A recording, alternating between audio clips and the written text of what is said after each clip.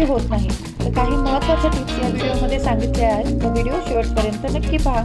चला तर मग व्हिडिओला सुरुवात करूया। तर इथे मी 2 मीडियम साईजचे बटाटे घेतलेले आहेत। तर सर्वात आधी आपल्याला बटाट्याचं साल काढून घ्यायचं आहे। त्यानंतर बटाट्याच्या व्हिडिओत दाखवल्याप्रमाणे आपल्याला अर्धा इंचाच्या काप करून घ्यायचे आहेत।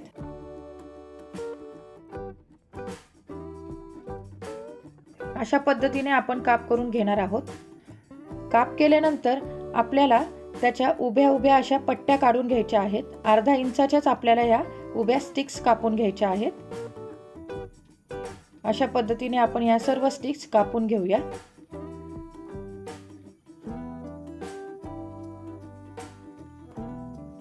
त्यानंतर आपल्याला ह्या स्टिक्स 2 ते 3 पाण्याने स्वच्छ अशा धुवून घ्यायच्या आहेत, म्हणजे त्यातलं स्टार्च पूर्णपणे निघून जाईल।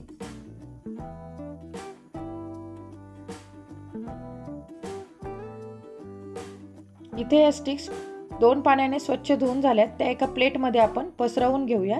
त्यानंतर इथे पातेल्यात मी 1 तांब्याभर पाणी गरम करत ठेवलंय, त्यामध्ये आपण 1 ते 1.5 चमचा मीठ टाकून घेऊया। मीठ टाकल्यानंतर आपण हे पाणी हलवून घेऊया, म्हणजे मीठ आणि पाणी व्यवस्थित असं एकजीव होईल।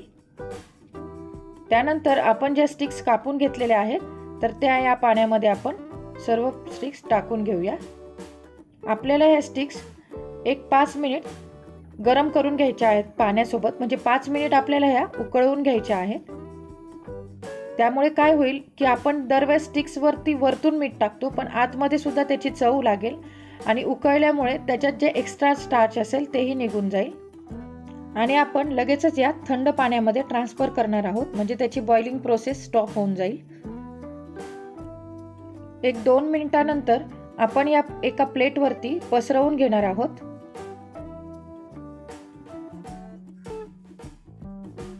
त्यानंतर आपल्याला या टिश्यू पेपरने किंवा एका स्वच्छ कापडाने या स्टिक्स पूर्णपणे कोरड्या करून घ्यायच्या आहेत। तर ही प्रोसेस महत्त्वाची आहे। स्टिक्स जितक्या तुम्ही जास्त कोरड्या कराल तितक्या त्या क्रिस्पी होतात। त्यानंतर इथे मीडियम फ्लेमवरती तेल गरम झालेलं आहे, तर या स्टिक्स आपण तेलामध्ये फ्राय करायच्या आहेत। तर थोडीशी बॅच मी या तेलामध्ये टाकून घेतलेली आहे। मीडियम फ्लेमवरतीच आपल्याला ह्या फक्त 50% फ्राय करायच्या आहेत, म्हणजे जस्ट 5 मिनिट लागतात। पूर्ण अशा आपल्याला या स्टिक्स फ्राय करून घ्यायच्या नाहीयेत। तर तुम्ही बघू शकता की ह्या फक्त 50% स्टिक्स फ्राय झालेल्या आहेत। त्यानंतर आपण एका टिश्यू पेपरवरती ह्या काढून घेऊयात आणि त्या पूर्ण टिश्यू पेपरवरनं आपण एका प्लेटमध्ये ट्रान्सफर करूया। आणि त्यानंतर आपल्याला यावरती 3 चमचे कॉर्नफ्लॉवरचं पीठ टाकून घ्यायचं आहे। यातलं तेल पूर्णपणे निघाल्यावरच पीठ आपल्याला टाकून घ्यायचे आणि पिठासोबत या आपल्याला व्यवस्थित अशा घोळवून घ्यायच्या आहेत। तर त्या एका बाउलमध्ये मी ट्रान्सफर करते, म्हणजे आपल्याला त्या व्यवस्थित पिठासोबत टॉस करून घोळवता येतील। टॉस केल्यामुळे सगळीकडे पीठ व्यवस्थित असं स्टिक्सला लागतं आणि त्यानंतर आपल्याला या कमीत कमी 1 तास फ्रीझरमध्ये ठेवायच्या आहेत।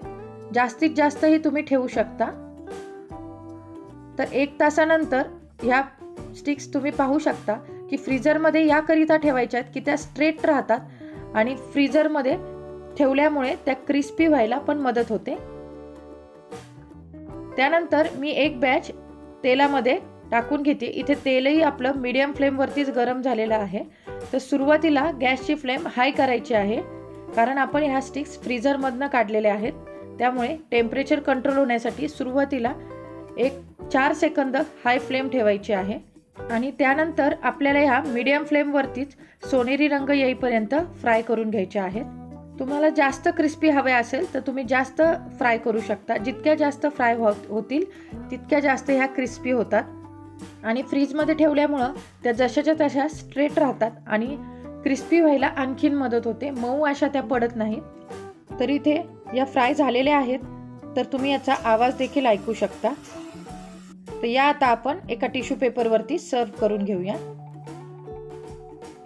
इथे सर्व स्टिक्स सोनेरी रंग येईपर्यंत फ्राय करून घेतलेले आहेत, त्या आपण एका प्लेटमध्ये काढून घेऊया। स्टिक्स गरम असते वेळीच आपल्याला यामध्ये मीठ टाकून घ्यायचं आहे। त्यानंतर मी थोडीशी चटणी टाकून घेतली आणि थोडीशी टेस्ट येण्यासाठी ऑरेगॅनो टाकून घेतलेला आहे। आणि सर्वात शेवटी आपण यावरती चाट मसाला टाकून घेऊया। गरम असते वेळेस ही प्रोसेस आपल्याला करून घ्यायची, म्हणजे स्टिक्स आपल्या मऊ पडणार नाहीत। आणि नंतर आपण या मसाल्यांसोबत कोट करून घेऊया। तर इथे एकदम मस्त चटपटीत क्रिस्पी अशा स्टिक्स तयार झालेल्या आहेत। बिलकुल अशा ह्या मऊ होत नाहीत। जितक्या जास्त फ्राय होतील तितक्या जास्त या स्टिक्स क्रिस्पी होतात। काही महत्त्वाच्या गोष्टी ची काळजी घेतली तर ह्या स्टिक्स नक्कीच तुमच्या बाहेर मिळतात तशा होतील। तर ही रेसिपी तुम्ही नक्की ट्राय करून पहा, कशी होती हे मला कमेंट करून जरूर सांगा। त्याचबरोबर तुम्ही जर अजून चॅनलवरती नवीन असाल तर माझ्या चॅनलला लाईक करा, शेअर करा, सबस्क्राईब करून शेजारील बेल आयकॉनला प्रेस करा। आजचा व्हिडिओ पाहिल्याबद्दल धन्यवाद। लवकरच भेटू अशा नवीन रेसिपीसह। तोपर्यंत बाय।